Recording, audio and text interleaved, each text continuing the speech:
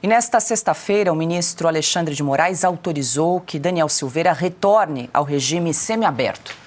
No entanto, o ministro negou que o ex-deputado seja beneficiado pelo indulto natalino assinado pelo presidente Lula no fim do ano passado.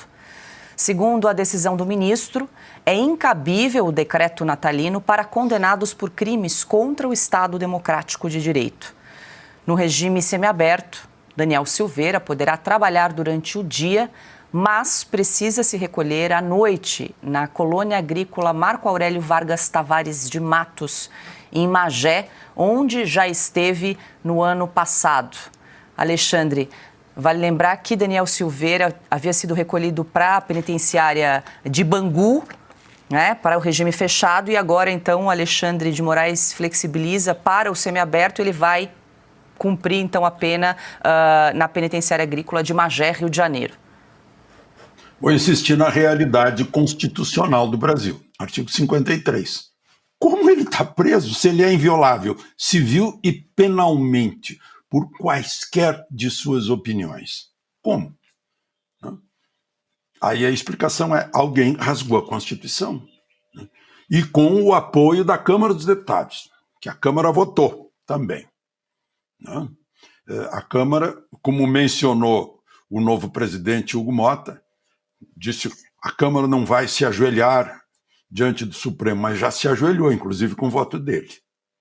É preciso que a gente saiba disso. E que essa inviolabilidade não é por causa da cara dele, porque é um sujeito forte, ou porque os deputados são isso ou são aquilo. Não, é porque eles representam o povo. E o povo é inviolável, porque a origem do poder é inviolável, politicamente inviolável. E esse argumento do não pode ter indulto por crimes contra o Estado Democrático de Direito. Olha, desculpa, eu acompanhei muito o Stalin, o Hitler, o Mussolini, e eles toda hora citavam crimes contra o Estado. O bolchevismo, né, era o Estado. Lá na China, crimes contra o Estado. Na Coreia do Norte, crimes contra o Estado. Estado democrático, democracia popular. São palavras, são títulos, são rótulos de propaganda enganosa, claro. Mas exatamente usam porque é o único lugar em que está a democracia, no rótulo. Não está na prática. Democracia é prática. É o convencimento de que essas pessoas que estão no Estado brasileiro, elas são empregadas do povo brasileiro, porque o Estado só existe por causa do povo. O povo é a nação brasileira. O Brasil não é uma fronteira, não é um mapa, não é sequer uma Constituição, é o povo, principalmente. E esse valor do povo, que é que a gente chama de democracia. A prática da democracia é essa. E traz liberdade, liberdade de expressão, vedação à censura. Está tudo na Constituição brasileira. Quando a gente olha a Carta de Princípios da Organização dos Estados Americanos, que exige tudo isso, a gente alega: não, mas lá no Brasil está tudo na Constituição. Sim, mas tem que ser posto em prática. Não basta ter palavras. Acho que o doutor Ulisses mencionou isso no discurso. Tem que pôr em prática a Constituição. E ele tem nojo de quem não põe a Constituição em prática. Deixou isso muito claro. Deixa eu passar para a Ana. Paula, é tudo é inacreditável, né? Tudo isso que a gente que nós estamos vendo no Brasil já há tanto tempo. O presidente Bolsonaro fez um tweet hoje, é um tweet um pouco longo, mas eu vou ler só algumas partes aqui, porque o presidente Bolsonaro mostra mais uma vez como as leis no Brasil, elas têm lado, né? Elas funcionam para o lado, para outro lado elas não existem. E aí o presidente Bolsonaro disse o seguinte sobre esse caso, né, do Daniel Silveira. Ele postou na Rede X que Cesare Battisti, um terrorista condenado por 4 assassinatos na Itália e que admitiu todos os seus crimes, foi tratado a pão de ló aqui no Brasil. Primeiro, Tarso Genro, ex-ministro de Lula, deu a ele status de refugiado. Depois, o próprio Lula garantiu um salvo-conduto. o STF, disse que a palavra do presidente da República era definitiva. Agora comparem com o caso de Daniel Silveira, brasileiro, policial militar, deputado eleito pelo povo e preso no exercício do mandato, não por ter praticado homicídios covardes como Batiste, mas por ter proferido palavras agressivas. Ele até pediu desculpas diversas vezes pelo que disse e sua mãe chegou a escrever uma carta pedindo perdão a Moraes, mas obviamente nada disso adiantou. Então, tomei a decisão de conceder a graça presidencial a ele para pôr um fim nessa injustiça.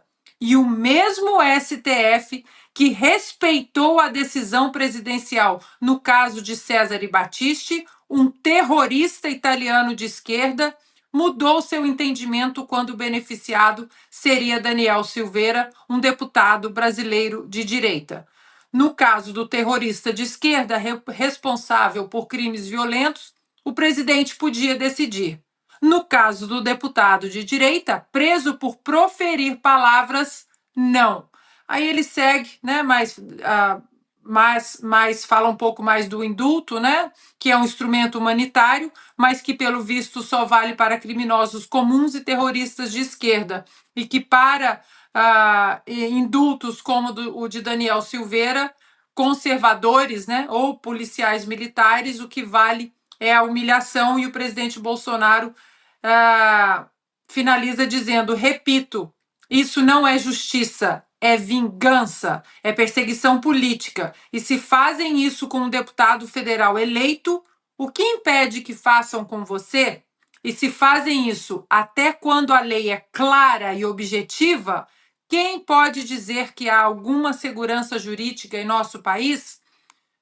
O presidente Bolsonaro finaliza a carta dele dizendo: a luta é desigual e cada vez mais perigosa, mas a verdade precisa ser dita e as prisões políticas precisam acabar. Paula, o Brasil está exausto desse ativismo político, dessa perseguição sem fim. É uma perseguição sem fim.